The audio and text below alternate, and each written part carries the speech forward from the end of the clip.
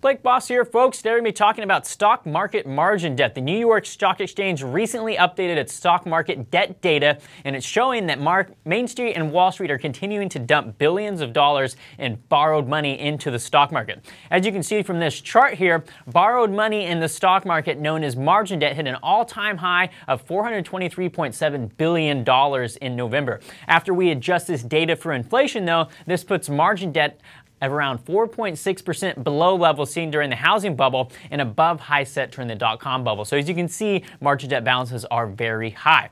What is margin debt though, folks? Well, margin debt is when someone takes out a loan, borrowed money, they borrow money from a bank, and they invest that money into the stock market. Right now, this can be really advantageous for speculators because interest rates are so low. For example, if rates are at 8% a year, an individual would need to make greater than 8% return on that borrowed money in the first year to make money. Rates are currently around 1.25 to 4% in the margin debt market. So to make money using leverage today, it's much easier than it has been in previous higher interest rate environments. So I personally believe margin debt probably has a ways to go in the market. We'll probably see it tick higher due to it being stimulated by those low interest rates we see in the market. Here in industrials, the sector I cover for the Motley Fool, we've seen shares of Tesla Motors really benefit from this recent bull market and likely margin debt. Shares are up around 327% year to date compared to a 23% increase in the Dow Jones Industrial Index. Remember, Tesla rose as Model S sales skyrocketed,